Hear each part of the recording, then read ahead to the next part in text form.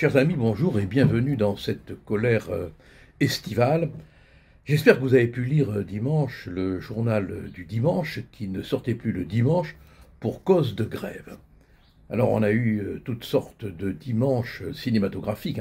Le dimanche de Ville d'Avray, mort un dimanche de pluie, un dimanche à la campagne, et l'extraordinaire film de Japrisot, un long dimanche de fiançailles. Mais là, le film, c'était pas de journal du dimanche, le dimanche. Et pour cause de grève de la rédaction. Parce qu'il s'est produit un événement météorologique incroyable dans l'univers de la pensée d'extrême gauche et de gauche. Un journaliste, Geoffroy Lejeune, qualifié d'extrême droite, a été nommé à la rédaction du journal du dimanche. Alors là, ça a provoqué chez les journalistes une grève générale, parce que l'arrivée de ce suppôt de l'extrême droite, supposé de l'extrême droite, a provoqué une émotion révolutionnaire chez les journalistes. Alors d'un coup, la salle de rédaction est devenue les corons, les mines de Montsou. Chaque journaliste s'est pris pour Étienne Lantier, et on revivait à l'intérieur du journal du dimanche les dimanches sombres tels que Zola les décrivait chez Germinal. Mais rassurez-vous, les journalistes ne sont pas partis détruits par l'absinthe et affamés. Chaque journaliste qui est parti a empoché 2 mois bruts de salaire par année travaillé. Et oui, rien que ça, non imposé. Mais c'était une offre qui allait expirer, alors ils se sont vite empressés de l'accepter avant qu'elle n'expirât. Bon, donc ils ne sont pas partis affamés, non, ils sont plutôt partis repus. On a assisté à une révolte rentable. C'était les Robespierre du revenu, les Marat du monnayage. Mais pourquoi cette grève, quand même? Il faut se poser la question de savoir pour quel motif ces journalistes ont fait la grève, réellement, et pourquoi la une du journal du dimanche, consacrée à la parole des victimes, a été à ce point critiquée, honnie par les journaux de gauche.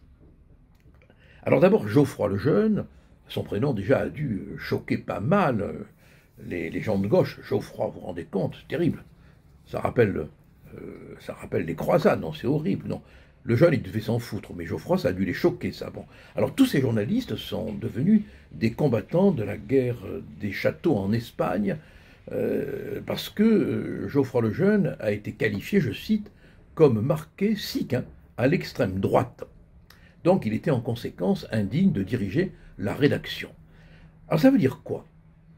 De vouloir interdire d'exercice d'un métier, un homme ou une femme, peu importe, parce qu'il est qualifié d'être marqué à l'extrême droite. Ça veut dire que une simple formulation, extrême droite, dispense de la plus petite analyse. Tu es d'extrême droite, donc il faut te brûler. Tu es d'extrême droite, donc tu es marqué au fer rouge. Enfin, oui, au fer rouge, bien sûr, oui, ça ne peut être que rouge, bon. Mais l'accusation suffit elle-même, elle suffit à perdre l'autre. Elle vaut preuve, condamnation et exécution en même temps. Alors on ne sait pas si ceux ou celles qui décrètent que vous êtes d'extrême droite ne sont pas de fiefés salauds, au sens sartrien du terme, bien sûr. Alors hier on brûlait les hérétiques parce qu'hérétiques, les bourgeois parce que bourgeois, les aristos parce qu'aristos, les contre-révolutionnaires parce que contre-révolutionnaires. Il suffisait de le décréter, c'était du reste la loi des suspects, et aujourd'hui on dit d'un type qu'il est fasciste ou marqué à l'extrême droite, et ça suffit pour qu'il soit, au nom de ce tribunal de la bonne conscience, complètement éradiqué de toute vie professionnelle. Il faudrait quand même se rappeler ce que disait Leonardo Ciaccia, l'ami d'Aldo Moro, un grand écrivain, communiste. Dans son journal, il arrivera un jour que l'antifasciste sera le fasciste. Et c'est ce qui arrive. Parce que finalement, qu'est-ce qu'ils veulent?